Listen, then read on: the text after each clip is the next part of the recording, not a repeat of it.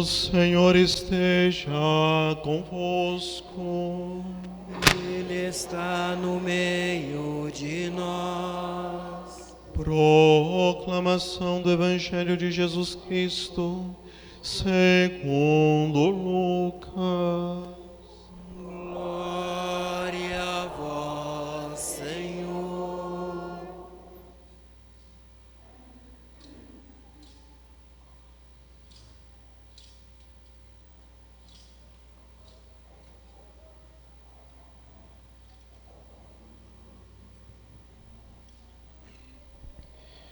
Naqueles dias, Maria partiu para a região montanhosa, dirigindo-se apressadamente a uma cidade da Judéia. Entrou na casa de Zacarias e cumprimentou Isabel. Quando Isabel ouviu a saudação de Maria, a criança pulou no seu ventre e Isabel ficou cheia do Espírito Santo. Com um grande grito, exclamou: Bendita és tu entre as mulheres, e bendito é o fruto do teu ventre. Como posso merecer que a mãe do meu Senhor me venha visitar? Logo que a tua saudação chegou aos meus ouvidos, a criança pulou de alegria no meu ventre. Bem-aventurada aquela que acreditou, porque será cumprido o que o Senhor lhe prometeu. Então Maria disse: A minha alma engrandece o Senhor, e o meu espírito se alegra em Deus meu Salvador, porque olhou para a humildade de sua serva. Doravante todas as gerações me chamarão bem-aventurada, porque o Todo-Poderoso fez grandes coisas em meu favor. O seu nome é santo, e a sua misericórdia se estende de geração em geração a todos os que o temem. Ele mostrou a força de seu braço, dispersou os soberbos de coração, derrubou do trono os poderosos e elevou os humildes, encheu de bem os famintos e despediu os ricos de mãos vazias. Socorreu Israel, seu servo, lembrando-se de sua misericórdia, conforme prometera aos nossos pais, em favor de Abraão e de sua descendência para sempre. Maria ficou 3 meses com Isabel, depois voltou para casa. Palavra da salvação. Glória a vós, Senhor.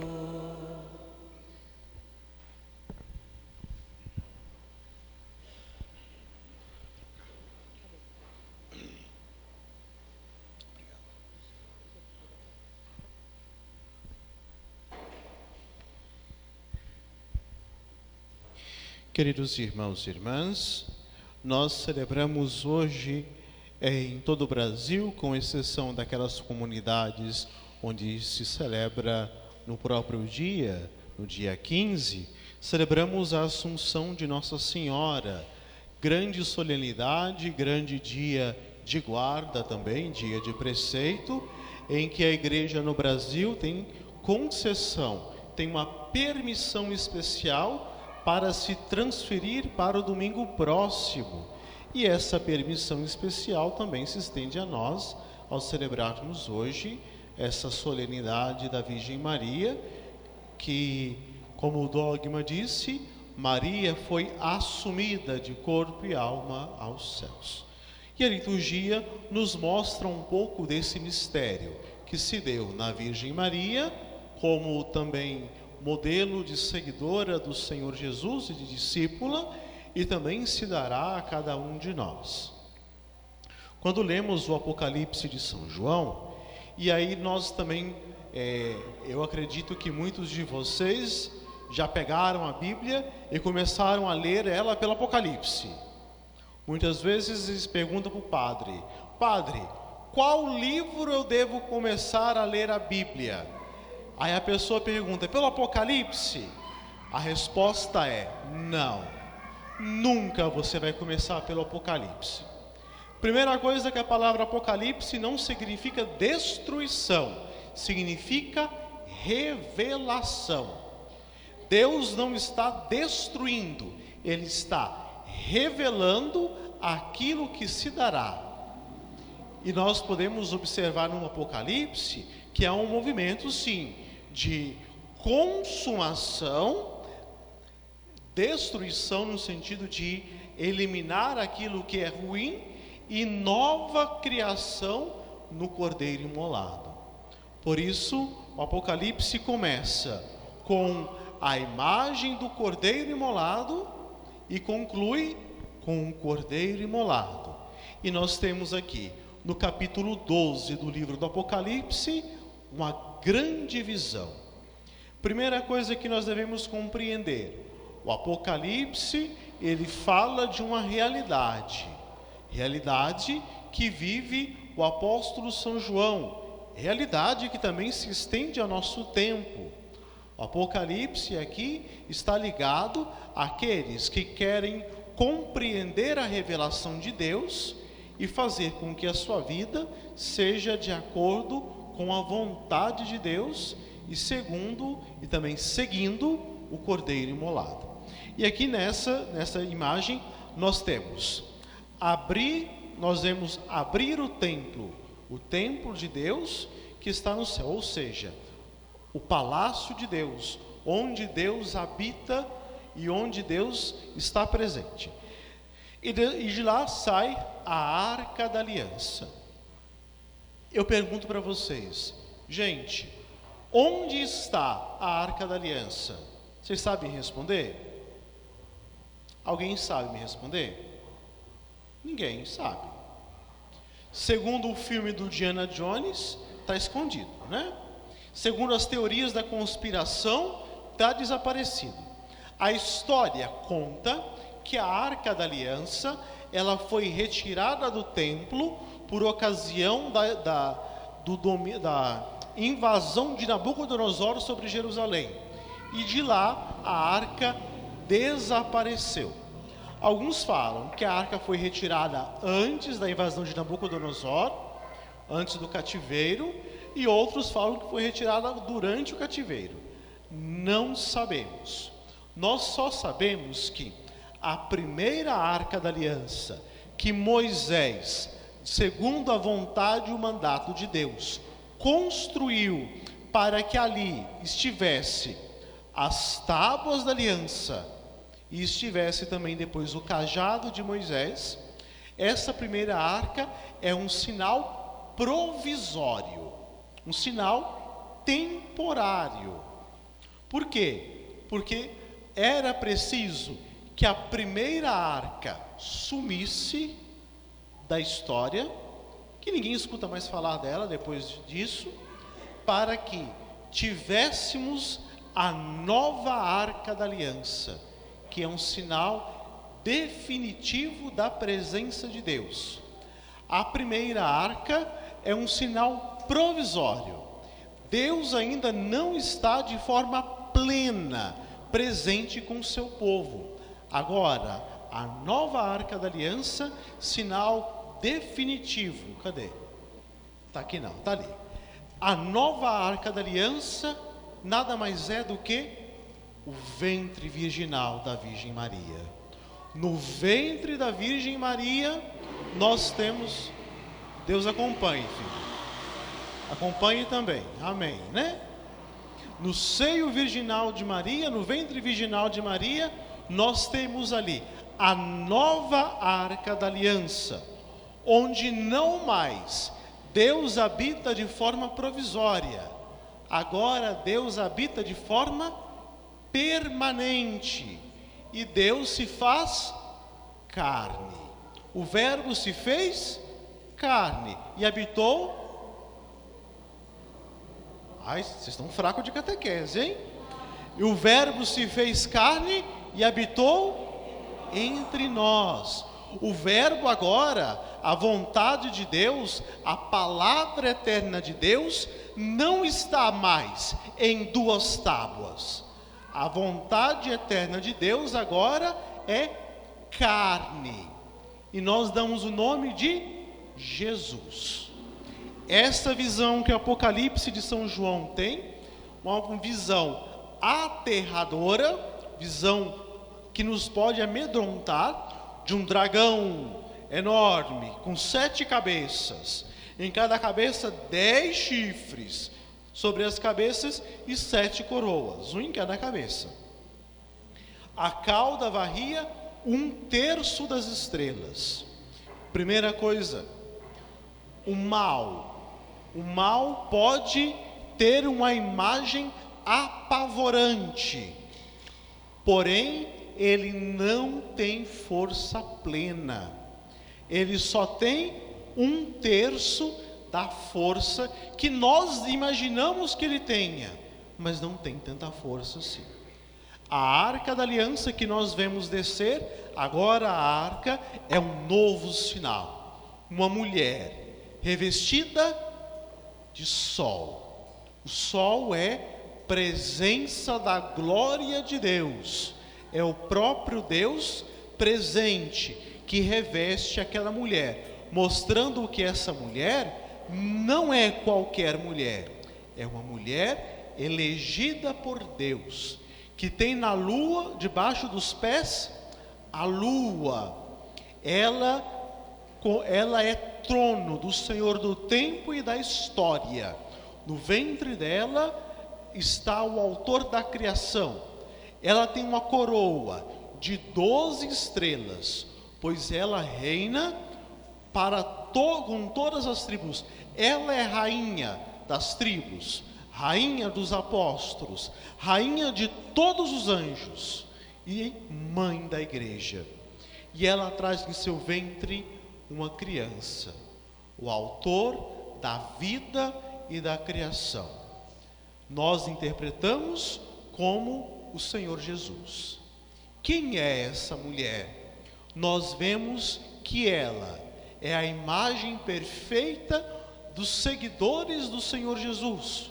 E a imagem perfeita é a Virgem Maria, que, como vemos no Evangelho, nada mais é do que aquela que cumpre apressadamente a vontade do Pai de servir a todos.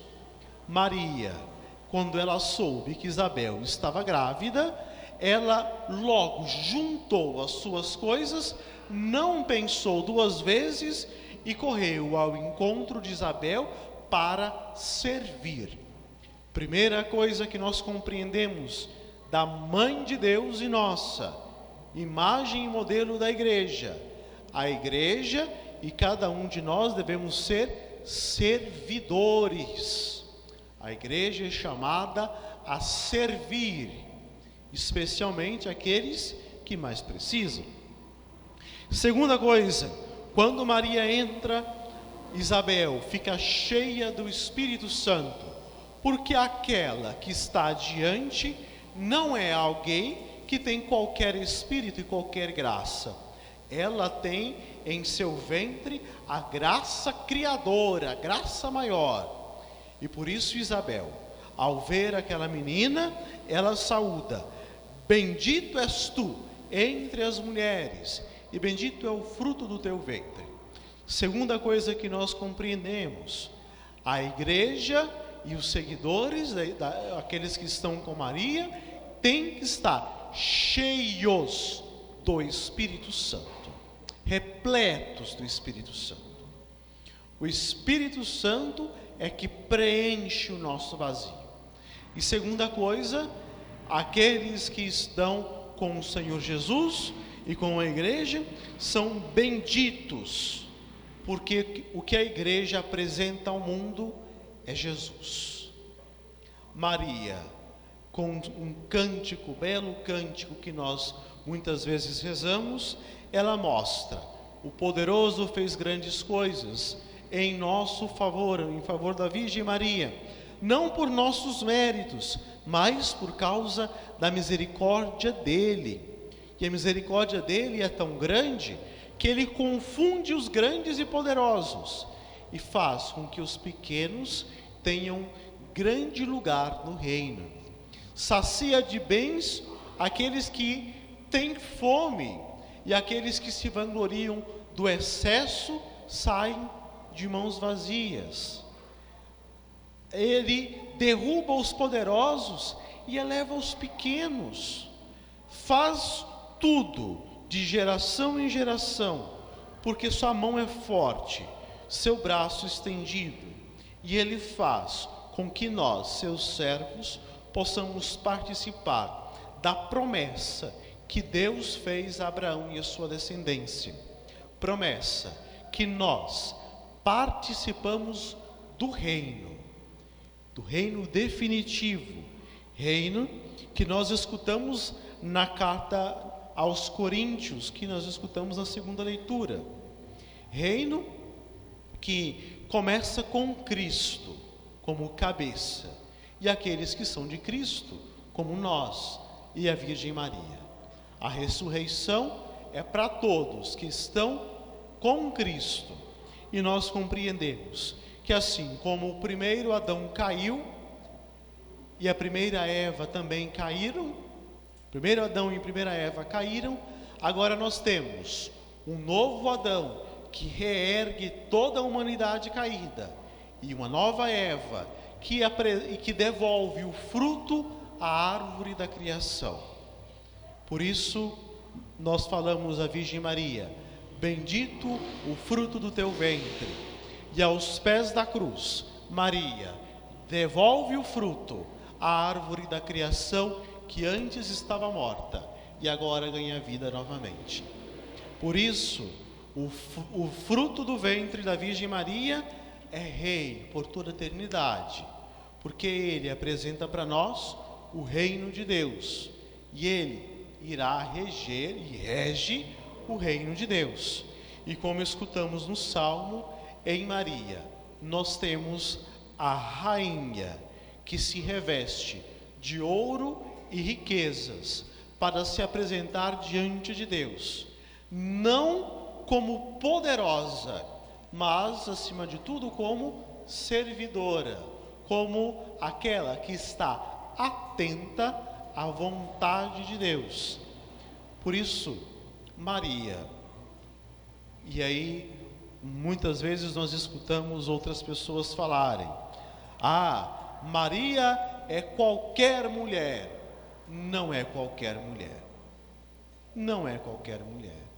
Porque ela é aquela que, a exemplo da rainha Esther, vê a necessidade do seu povo e intercede por ele. É aquela que segue o seu filho em todos os passos, sendo fiel discípula do seu próprio filho, e caminha com ele até o fim, e é testemunha por primeiro também da ressurreição. É aquela que é cheia de graça e que o próprio autor da criação chamou ela de mãe. Mãe. É aquela que trouxe o Deus menino em seus braços, e Deus, em sua grande misericórdia, preservou o tabernáculo santo, a nova arca da aliança, o seio virginal que trouxe o autor da salvação ao mundo, para que todos nós possamos crer e compreender que tudo aquilo na fidelidade da Virgem Maria se deu, também nós, se formos fiéis como ela, se dará a cada um de nós, porque nós somos de Cristo, assim como Maria foi toda de Cristo. E é preciso que todos os dias sejamos mais de Cristo, assim como Maria foi toda de Cristo e toda de Deus. Que o amor de Deus nos sustente, a misericórdia de Deus nos transforme, e que, a exemplo da Virgem Maria, possamos proclamar as grandes maravilhas de Deus, que faz de nós pequenos na grandiosidade de Deus, mas a nossa pequena fidelidade nos leva a grandes obras, porque a misericórdia de Deus se estende a todas as gerações e chega também a nós hoje, que bendizemos a Deus. O poderoso fez por nós maravilhas, e santo é seu nome. Amém, né?